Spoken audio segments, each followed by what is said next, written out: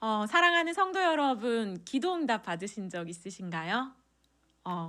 이곳에 앉아 계신 분들은 모두 하나님께 기도를 드리고 기도에 대한 응답을 한 번쯤을 받으셨을 것 같습니다.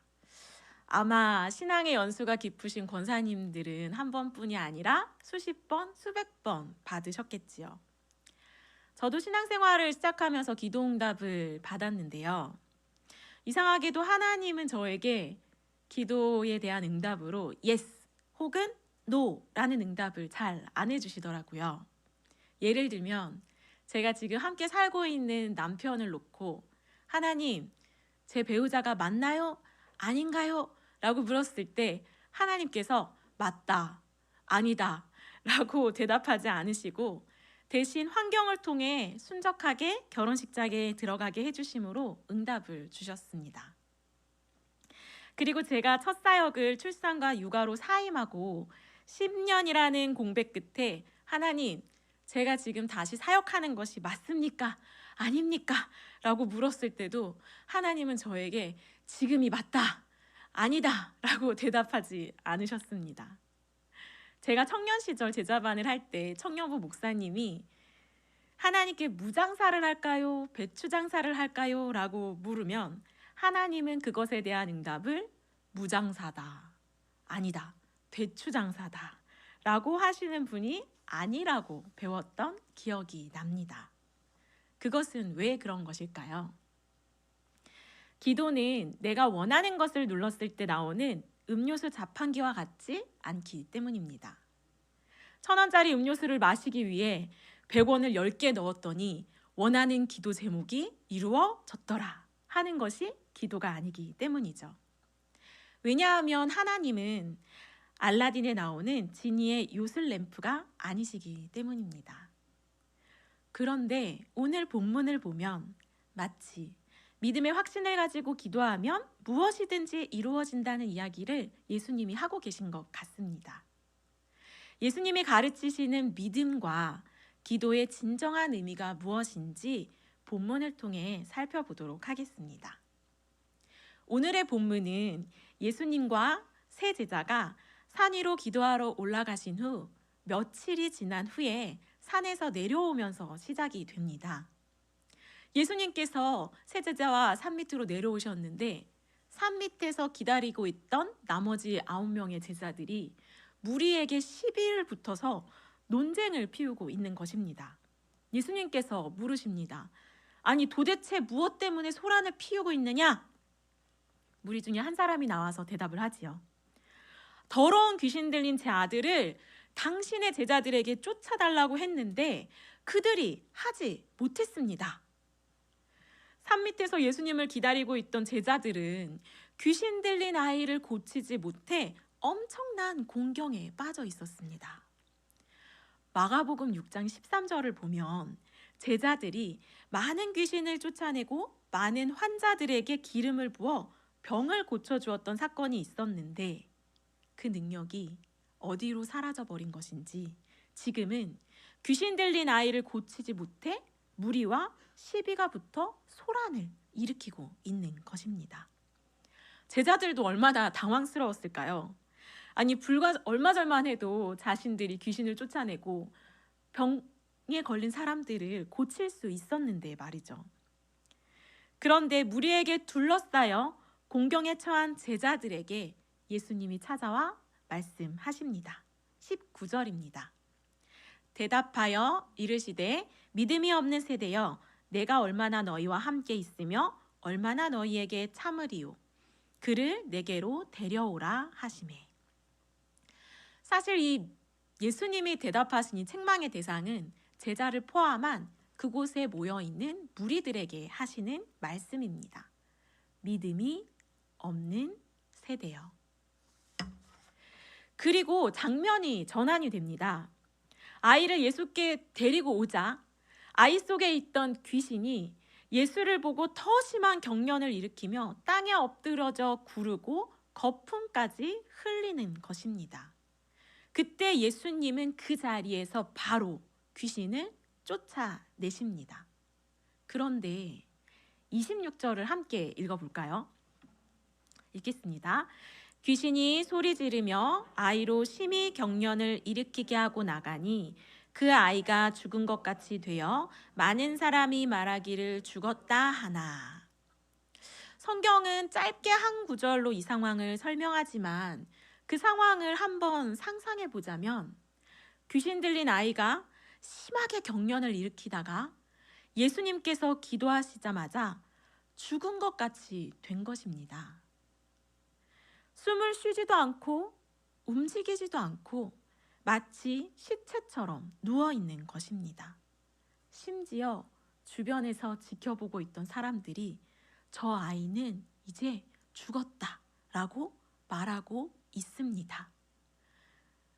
저희는 짧게 한 절을 딱 읽고 지나갔지만 그 순간 그 상황은 엄청 길게 느껴졌을 것 같습니다. 그런데 27절 같이 읽어볼까요? 예수께서 그 손을 잡아 일으키시니 이에 일어서더라. 성령님께서 마가를 통해 귀신 들린 아이의 사건을 9장에 기록하신 이유는 무엇일까요? 성경을 읽을 때 본문만 보는 것이 아니라 전체를 볼 때 그 의미가 더 명확해지는데요. 오늘의 본문 앞뒤 8장 31절과 9장 31절의 내용이 오늘 본문의 의미를 더 부각시켜주고 있습니다. 8장 31절입니다. 읽겠습니다. 인자가 많은 고난을 받고 장로들과 대제사장들과 서기관들에게 버림받으여 죽임을 당하고 사흘 만에 살아나야 할 것을 뒤로써 그들에게 가르치시되. 9장 31절도 동일한 내용입니다. 제가 읽어드리겠습니다. 제자들을 가르치시며 또 인자가 사람들의 손에 넘겨져 죽임을 당하고 죽은 지 3일 만에 살아나리라. 예수님은 계속해서 제자들에게 자신의 고난과 부활을 가르치고 계십니다. 이 가르침 사이에 귀신 들린 아이를 고치는 사건이 나오는 것입니다. 그런데 성령 하나님은 마가를 통해 성경을 기록하실 때 귀신 들린 아이의 이야기를 그냥 아이가 쓰러졌다, 일어났다 라고 기록하지 않고 실제로 죽은 것 같이 되어 사람들이 저 아이는 죽었다 라고 말하는 상황에서 예수께서 손을 잡아 일으키시니 일어서더라 라고 기록하였습니다. 죽은 사람을 다시 살릴 수 있는 분은 오직 하나님밖에 없다는 것을 가르치기 위해서입니다. 죽었다가 다시 살아날 수 있는 분도 오직 하나님의 아들 예수님밖에 없다는 것을 알려주고 싶으셨기 때문입니다.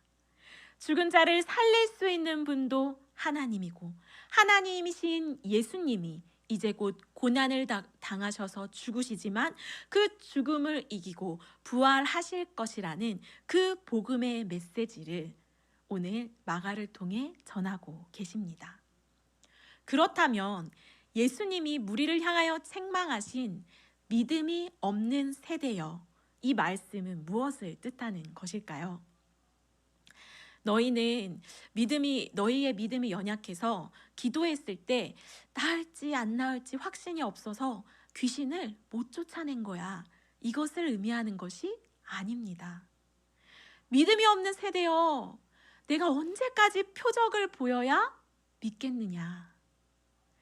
죽은 사람도 다시 살릴 수 있는 하나님의 아들이라는 증거를 내가 얼마나 더 보여주어야겠느냐? 내가 언제까지 너희를 위해 죽었다가 다시 살아나는 생명의 주관자라는 사실을 가르쳐야겠느냐? 지난 수요일 송진광 강도사님이 설교하셨죠? 예수님 하면 무엇이 떠올라야 한다고 했죠? 2가지가 있었는데 무엇이었죠? 십자가, 부활. 맞습니다.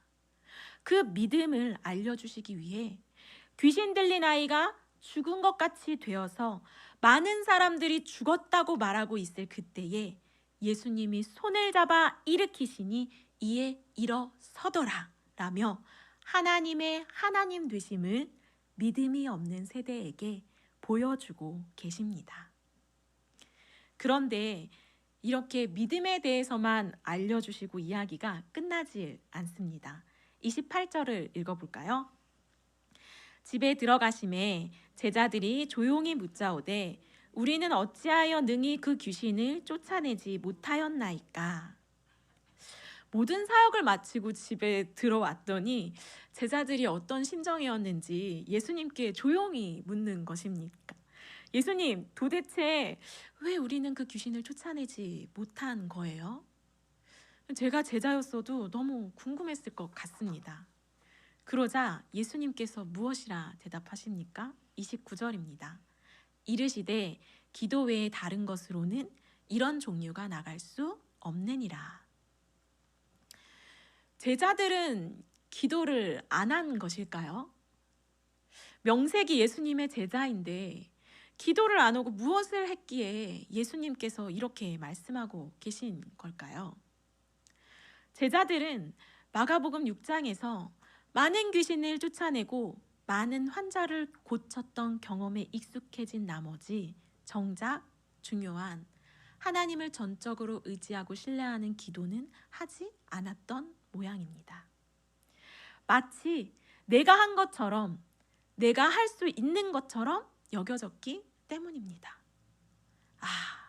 내가 작정 기도를 했더니 기도가 응답되었어. 내가 새벽 기도를 나갔더니 기도가 이루어졌어. 내가 금식 기도를 했더니 이 문제가 해결되었어. 주체가 누구입니까? 내가 된 것입니다.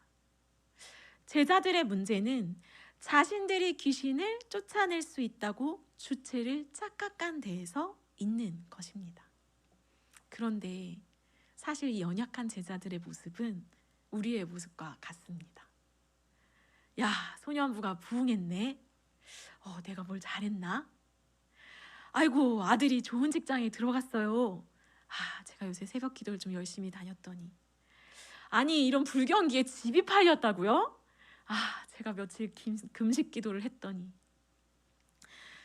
사람들은 마치 내가 무엇을 해서 상황이 풀렸다, 또는 기도가 응답되었다, 복을 받았다 라고 착각하기 쉽습니다. 참된 기도란 자판기를 누르듯이 100원씩 10번이 쌓여서 짠 하고 나오는 것으로 여기는 것이 아닙니다.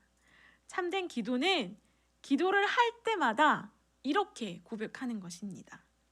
하나님, 내가 할 수 없습니다.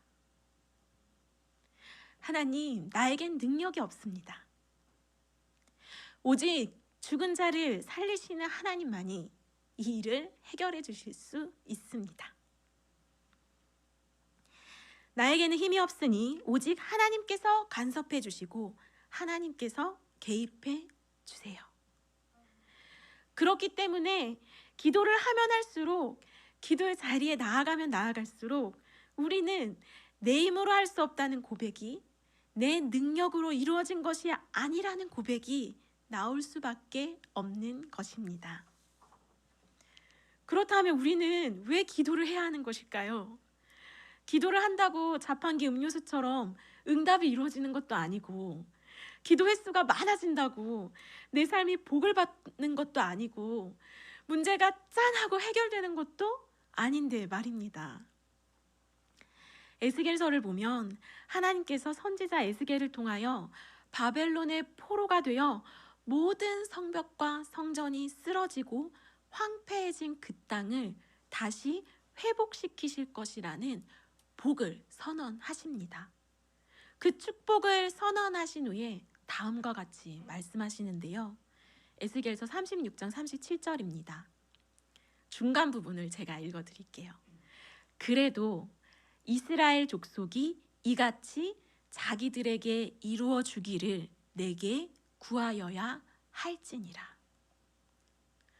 하나님은 축복의 말씀을 약속하고 선언하신 후에 이와 같이 기도를 하라고 말씀하고 계십니다.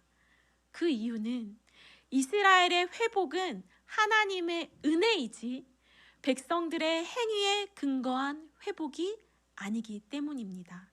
그럼에도 계속 기도하라고 하신 이유는 그 은혜의 근원이 하나님이시라는 고백을 하게 하시기 위함입니다.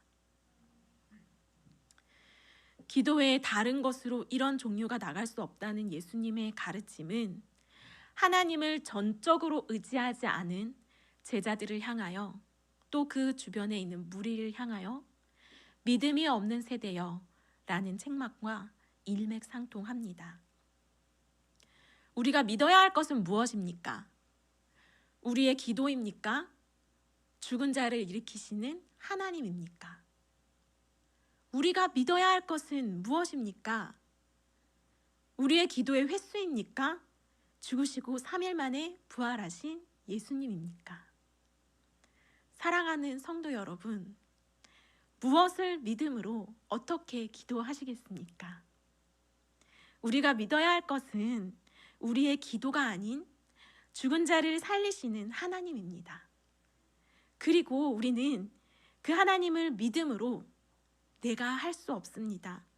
오직 하나님만이 해결해 주실 수 있습니다. 라고 기도해야 합니다. 죽은 사람도 다시 살리시는 하나님께서 우리를 영원한 생명으로 인도해 주실 거라는 믿음. 죽은 것처럼 누워있는 아들을 향해 사람들이 죽었다 말하는 소리가 들리고 있는 상황일지라도 예수님께서 손을 잡아주시면 일어날 수 있을 거라는 믿음. 그리고 우리에게 주신 하늘 소망. 마지막 날 재림의 때에 믿는 자들을 향한 부르심으로 세상에서는 죽은 것과 같았지만 손을 잡아 일으켜 세워 우리를 영원한 나라 천국으로 인도해 주실 거라는 믿음의 그 여정을 내가 할 수 없습니다. 나를 도와주소서라는 부르짖음의 기도를 통해 걸어나가는 저와 여러분이 되길 주님의 이름으로 축복합니다.